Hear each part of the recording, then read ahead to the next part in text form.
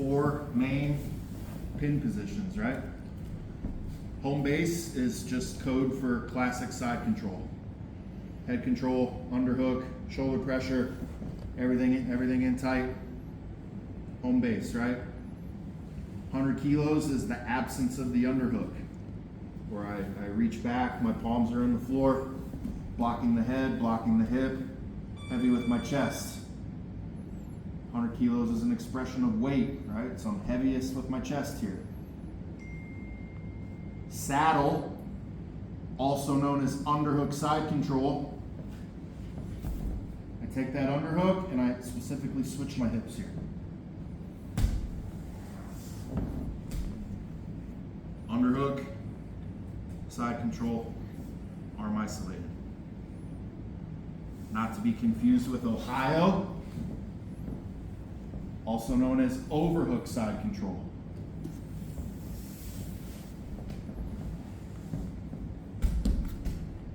Overhook, side control. I position my hips in the opposite direction here. Okay. Ohio. Saddle. Home base. 100 kilos. It's important that we understand these and be able to connect the dots. Okay. Second half of B2 is 100 kilos to the saddle. And then what we do is, in this one, we're focused on defensive movements from the bottom. Okay, so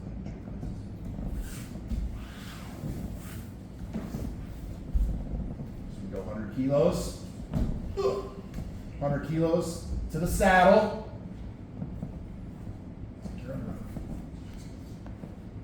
Now, it's defensive principles from the bottom here, okay? All we gotta do is reverse engineer this little problem.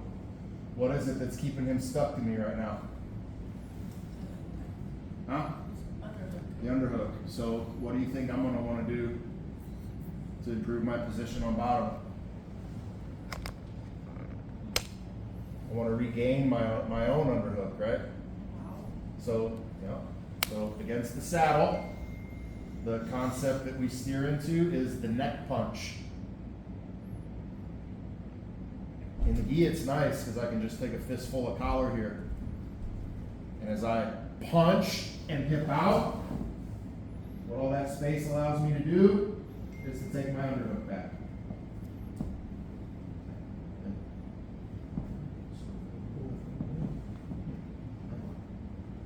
Essentially what I'm doing is putting myself into the scarf hold.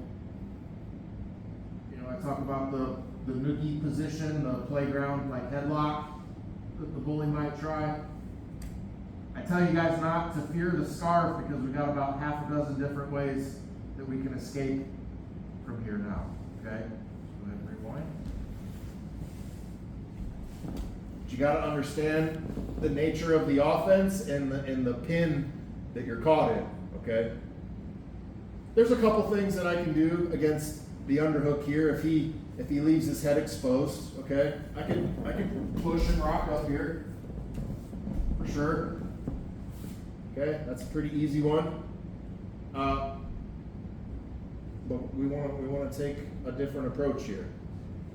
Constant battle for the underhook, even if I'm on my back. So it's that same message about what not to do. Like I really don't want to be just clinching and squeezing and holding from the bottom and wasting my energy, okay? I say it all the time. Submission defense is a two-sided coin. The first side of the coin is how I ball up and how I protect myself, like my defensive posture, right? And then the other side of the coin is how do I move to actually escape the position. So against the saddle, against the presence of the underhook, it starts with home alone. Hands and elbows close, not reaching and squeezing. Home alone, and then it's the concept of the neck punch. Okay? In the no-gi, I'm just going to use the webbing between my thumb and my index, that C-cup, to push the neck. As I hip out, as I bring this elbow down. When I take that underhook back, I'm essentially putting myself in the scarf hold. like a winter scarf that wraps around your neck. It's just like code for that headlock position. Okay? Now all of our escape routes come against the scarf. This is really just pressure, okay? If they start to squeeze and pull and really like crank down on this isn't a choke. This is just pressure, okay? So a lesser individual might tap here because you're suffocated and panicked and maybe not sure what to do, but this isn't a legit chokehold. We should be able to move against this, okay? If I can get both hands to the face, it's that concept of the rocking chair. Palms to the face, scissor the legs, rock up. Easiest sweep in the game right there. Especially if he's celebrating this position with his people. He's got his head up in the air, he's looking around, he's got his tongue out like, yeah, I got you down right here. Boom. Easiest sweep in the game. Okay? Same defensive principles apply. Home alone. Plan B could be a body lock. Whether I have his arm or not. I get to this body lock against the scarf. We're just going to hit a reversal here where I bridge and I bring him across my body. So always assume that your opponent is going to be bigger and heavier than you. This position here, I don't want to just try to like drag his weight to the side. I want him to go that way, but it's going to be easier to move him if you can get all the weight going overhead first. So when you get that body lock, we're going to bridge overhead, and then I can thread the needle. And it's a lot easier. Okay? So they're cranking on the head. Maybe they got this arm involved. They're pulling and cranking, like, go ahead, try to pop my head off here. Posture up and pull. Yeah, like that. We see that a lot. So you got to get home alone first.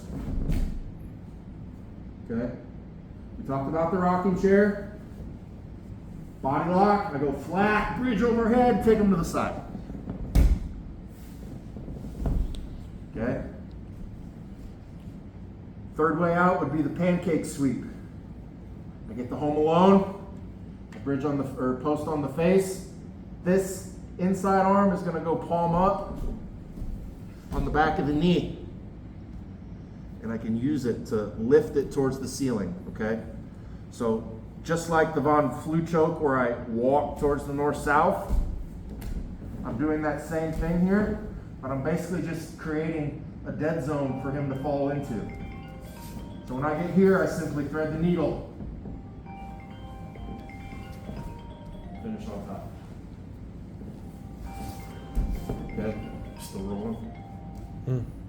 Okay, against the scarf, defensive posture, home alone, frame on the face, palm up on the back of the knee. The gi's nice because I can take that grip and really anchor myself there, but I'm serving my palm up towards the ceiling. Okay, but I got to get out of my own way. So look at my lower body. This space here, I'm going to move out of it, create a dead zone for him to fall into. So as I lift the leg, push the face, and thread the needle,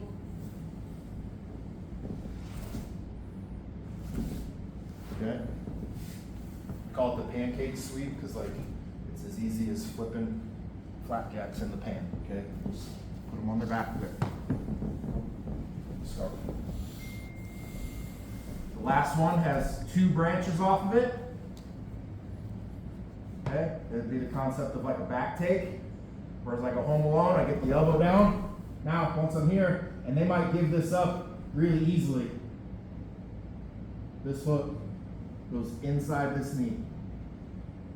Okay, you can really lock it down with your shin against their calf. Like I flex my foot there. Catch that leg. Now you got choices. I could use a collar punch or a neck punch again to come out the back door. Or from here, I use the same control points as the pancake sweep, where I frame on the face, lift the leg, and I'm just opening everything up to my right side.